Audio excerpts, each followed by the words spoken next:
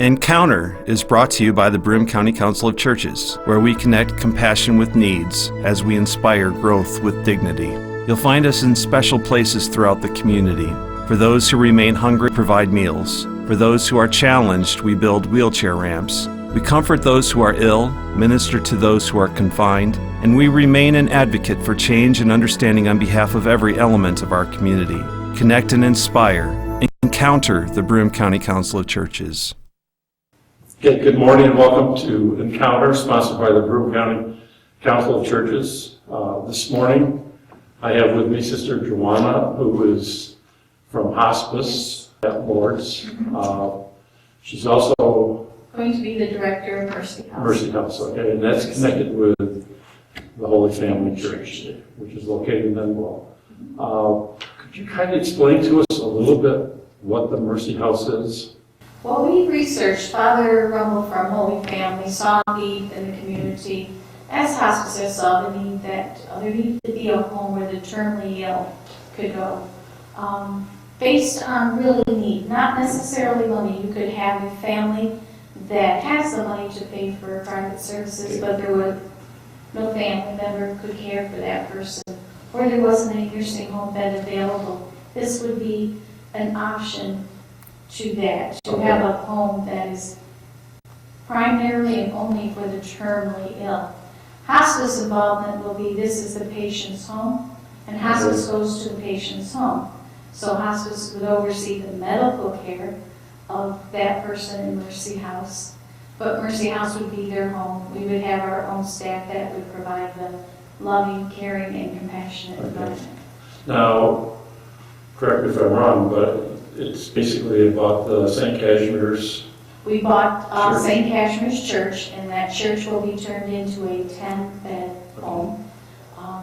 We're just in the beginning stages of the reconstruction, that's what I call it, turning St. Casimir's into Mercy House. It's really a great thing. I mean, here's a church that closed, and it's such a beautiful building. It's not that old, and now it's going to have such a great purpose. And I guess one of the other questions I have for you, this is not just for the Catholic denomination? It's a non-profit, non-denominational. The Holy Family Church got involved, but it is open to everyone.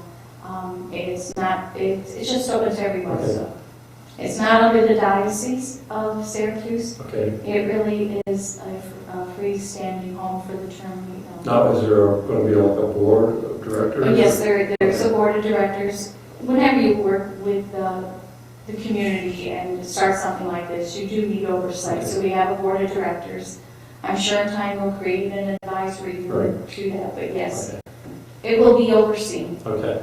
Now, one of the things, just as this show for everybody's airing on January 4th, I just want people to know that on Monday, January 5th, there's going to be a Doug's Fish Fry at Endwell United Methodist Church, in conjunction or sponsored with the Holy Family, to raise funds for the Mercy House. So we would ask everybody that's watching the program, please come down,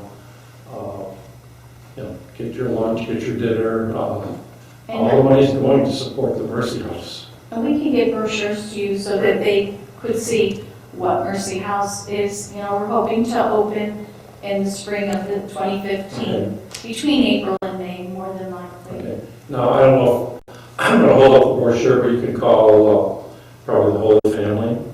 Right. And there's a website. I think there's a phone number even on that. And it's you can go to the website mercyhouseofthetier.com. Mm-hmm. So we encourage people. It's a very good cause, and I kind of think that they are also looking for volunteers to help with some of the demolition work. Well, not just the demolition work. Mercy House is actually patterned after Francis House, which is in Syracuse. Okay. And Francis House, the majority of the staff are volunteers. Okay. They volunteer their gifts of time, cooking, maintenance. So it really is not just monetary, but bringing your gifts as well. Okay. So if there's anybody out there who feels the calling, this definitely is a great project, and it's here in the Endwell handicap community, which which is even better to benefit people. It is, right because here. truly, they're the closest home from here is Syracuse, and for a family, that can really be a hardship. So I think it's wonderful that the southern tier of New York is going to have a home for the terminally ill. Right down to Kinley Avenue, and Right. So, like I said, please come down on Monday, January 5th, from 11 to 6, buy fish, support the Mercy House with your purchase. There'll be a donation jar, there's going to be possibly a bake sale, some other things going on, and we ask that everybody support it. It's for a great cause, and Sister Juana, I really appreciate on such short notice coming down and at least explain to people what is involved and who is the Mercy House, because I'm quite sure we're going to hear a lot more about this. I was going to say, thank you for inviting me, and yes, I think it's awesome that the southern tier will have its own home. As a person who grew up in Endicott, came back to this area 12 years ago, it's just wonderful to see. And the response from the community here for any good work has always been awesome. Okay. Well, thank you very much. We just finished meeting with Sister Joanna, and now I have the privilege of having Lynn Kemplin, who is the Director of Children's Ministry for Endwell United Methodist Church. And Endwell Methodist Church is located on Watson Boulevard in Endwell, right across the street from the Broadway Diner. Welcome, Lynn. Thank you for having me. Can you tell us a little bit about children's ministries at Endwell? We have a very vibrant program of children's ministries. Each Sunday, we have a children's church program, which has sort of taken the place of Sunday school. Children are dismissed after the children's sermon at the 10:30 worship service, and they go into 3 different age groups. We have an age group for pre-K and K, 1st and 2nd, and 3rd through 5th. We also have a youth group that's going on Sunday mornings.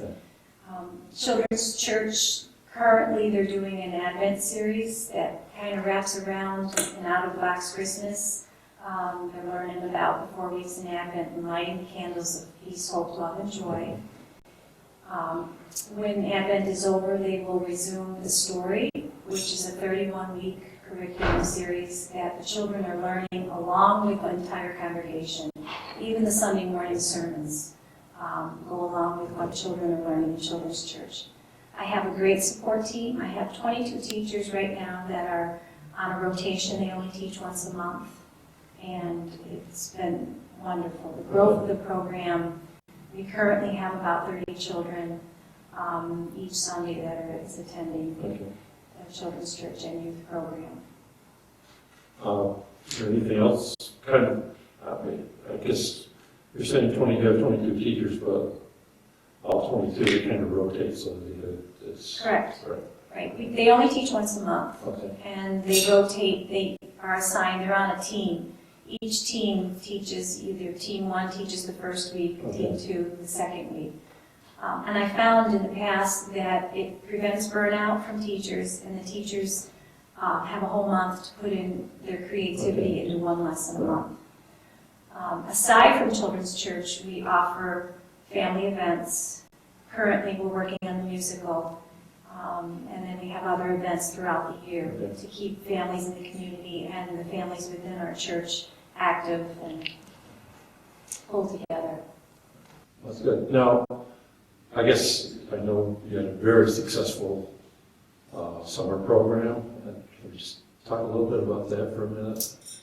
We implemented a vacation Bible school back in July and converted the whole church into a jungle with your help. And we had over 100 children that attended it. Probably over 60 adults and youth that helped with it. I couldn't have done it without their help and support.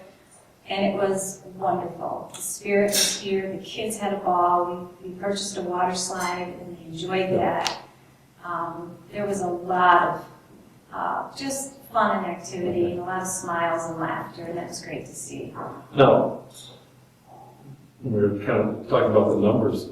A lot of these children who were coming were community children, not necessarily children from the church. So you did a program that drew in these young people from all over, so. Yes, I probably, I would have to say 90% of the children that were here were from the community. Okay. So anytime we do an event, a family event, even the musical, I open it up to the Okay. community. We have a couple of kids not involved with our children's program here at the church that are in the musical. I think it's important. This is a safe place for many families and children, and I think it's important to open the doors and create fun events for the community to come into. And it's definitely a need. I think having the attendance that we did for Vacation Bible School and even the participation that we're having in the musical shows that there is a need in the community. Now, looking to the future just a little bit, once we get through, this is an out-of-the-box Christmas. Once this is done, what's the next big thing coming up that you were working on? The next event that I'm working on is Breakfast with the Bunny, and that's going to be on March 14th from 8 to 11. And it's a great event for families to come to, have some breakfast, take pictures with the bunny. We're going to do an egg hunt. There's going to be arts and crafts and activities. It's a great event. It was very well attended last year, and I can only assume that it's going to be well attended this year too. And then I know we could look towards the summer, we're having another large Vacation Bible School. Another Vacation Bible School theme hasn't been picked yet, so that will be announced. I'm working on that currently, and I will be this next month. That has to, planning for Vacation Bible School probably will start in January, because that is another big event. Right. And like I said, the theme will probably be announced in the next month or two. Now, for the people watching today's show, what we are going to be seeing very shortly is the first part of an out-of-the-box Christmas. And then following Sunday, we'll be seeing the second part. So maybe could you just tell us a little bit what people could expect for the segment for today? The musical is all about, it's supposed to be your typical Christmas story that children are performing. However, the setting in the first scene takes place at the final rehearsal for the musical. And when the boxes of costumes arrive and the children open the boxes, they realize that all the costumes are wrong.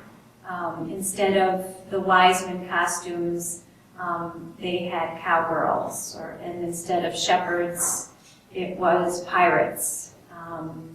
The angels were cheerleaders. And the kids were very scared Mrs. Strickland was going to cancel the musical. So they got very creative with the costumes, and they told the Christmas story in creative ways through these costumes. So it's fun. In all the songs, there's a meaning behind each of the songs that the kids are learning, and it's a great way to teach the children the Christmas story through music and drama. Okay. So at this time, we're going to look at show the first half of the out-of-the-box Christmas.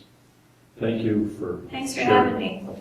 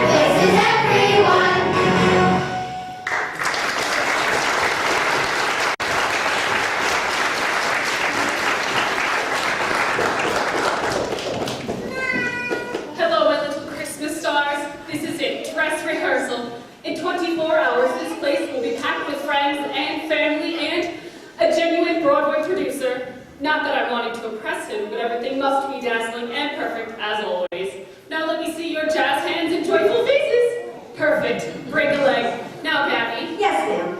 Gabby, you're in charge of props. Is everything in order? You know how I like order.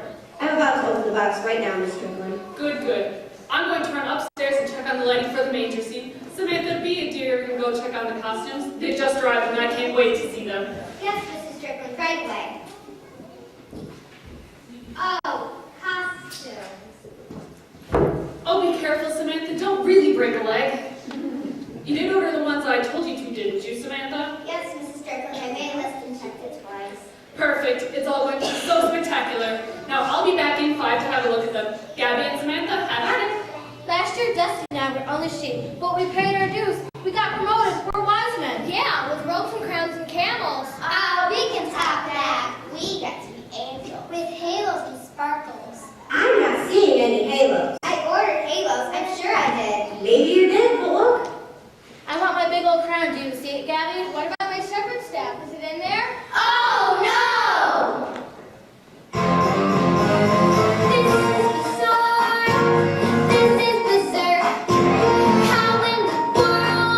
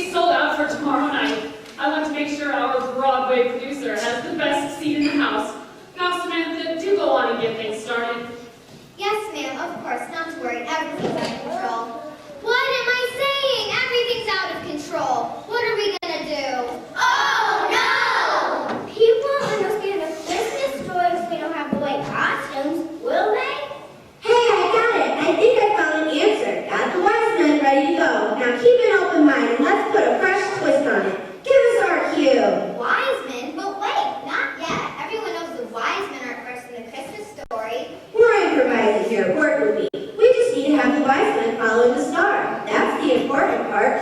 Oh no, I forgot. We have 2 wise men. But it's still the important part, right?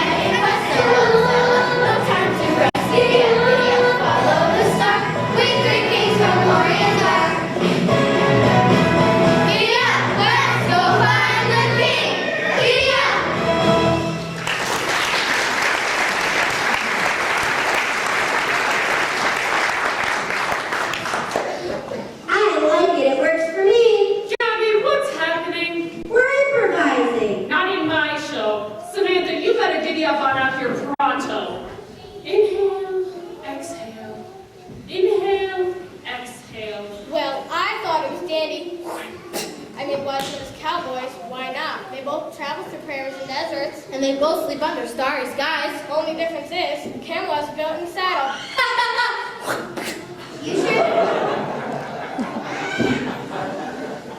You sure know a lot about cowboys. Well, this ain't my first rodeo. Mr. Broadway's gonna love this. Hi-yo, wise men, away! Enough of this nonsense. Samantha, what's going on here? Well, Mrs. Strickland, these were the costumes that were delivered. No, seriously, what's going on? I'm afraid they sent us their own costumes, ma'am. They what? Samantha, please tell me you ordered the costumes I requested. I don't know what happened. I double-checked the list. I'm sure of it. I think maybe, I don't know. Well, then how did this happen? Have no fear, Miss Strickland. It'll all work out. You know what they say, the show must go on. Not with the wrong costumes. Oh, FedEx is going to hear from me. And Gabby, what pray tell are you wearing? Super G? I'll give you a hint. Gabby is short for